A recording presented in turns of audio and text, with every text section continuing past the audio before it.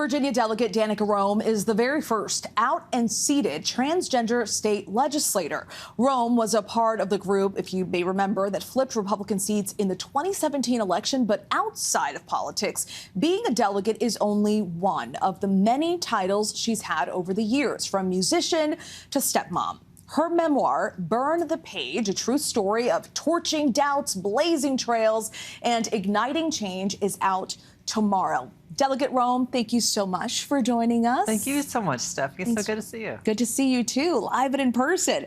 When you became the first openly transgender legislator in this country and defeated a Republican who held the seat for 25 years and who went as far as describing himself as Virginia's chief homophobe, since then, you've held your seat for 3 terms. Hard to believe so much time has passed already.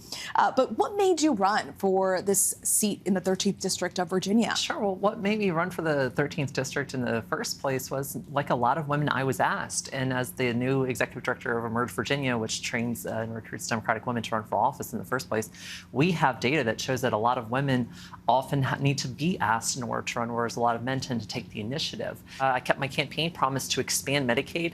We have now enrolled more than 650,000 Virginians in quality, affordable health insurance throughout the Commonwealth, including more than 30,000 people in Greater Prince William alone, which is incredible.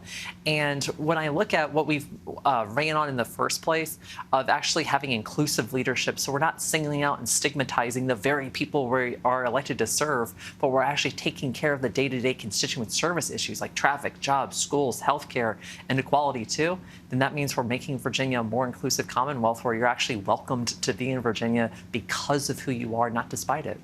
When you're walking down the street and you run into people, what are some of the things that you hear? What is their feedback on the last 3 terms? Oh, well, first that they all hate Route 28.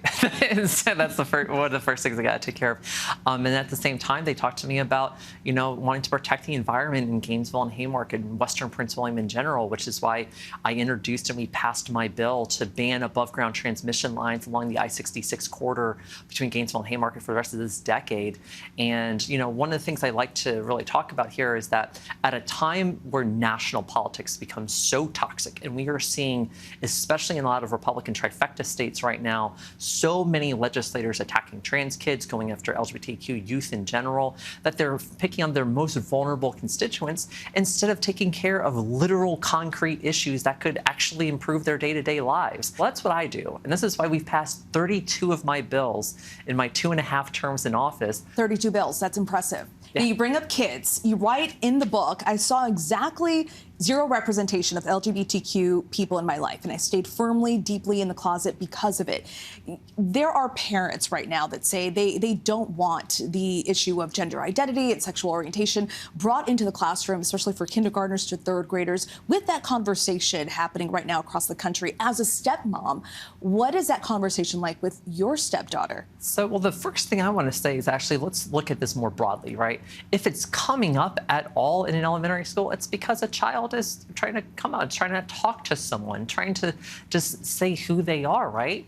And are you going to be in a state where a teacher's going to have to go, I can't talk about this, I can't deal with this, and just like put their fingers in their ears and go la la la la, nothing's happening? Or are you going to have an inclusive, welcoming environment where you're just teaching people to be nice and respectful toward each other because everyone belongs and everyone does belong in our schools? And one of the things that I've done as a legislator, rather than, again, pick on these kids, is we've passed 10 of my bills to feed them, to prevent and eliminate school meal debt from ever happening in the first place, and to eliminate school meal debt shaming.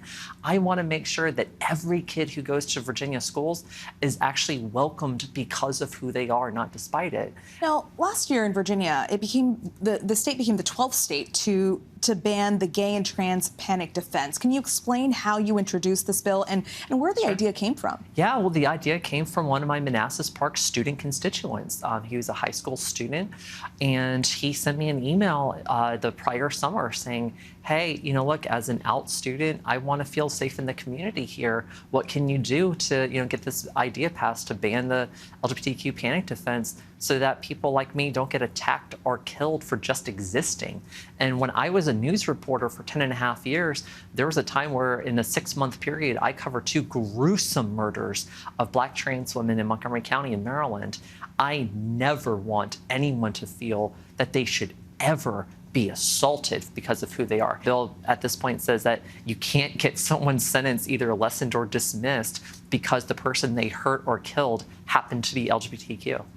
You've had so many different experiences and so many different roles. You were in a heavy metal band, you're a stepmom, as we mentioned, and you were a reporter as well. How did you find this role in politics? Well, in politics, so I spent all my journalism career covering politics to begin with. George W. Bush at the time as president not only was sending my family and friends, and classmates off to go fight a war in Iraq along with one in Afghanistan, but at the same time back home, he was proposing a constitutional amendment to ban marriage equality. I wanted to understand everything about politics at that point to understand why it's possible for something like that to even be put on the table and what mechanisms had to also be in place in order to prevent that from happening to the United States Constitution. And we saw state after state after state that started banning marriage equality after that, just like we're seeing today. 18 years later, it's the same discriminatory playbook that we're seeing from governors and we're seeing from state legislators attacking their own constituents instead of serving them. And the thing is, what we learned from the marriage equality fight is even if it's a long road, we will win. And we will not let hate win, ever. Delegate Roem, thank you so much for your time and for stopping by and for this conversation. Really appreciate it. And congrats on the book. Thank you so much, Stephanie. I'm so grateful to be here.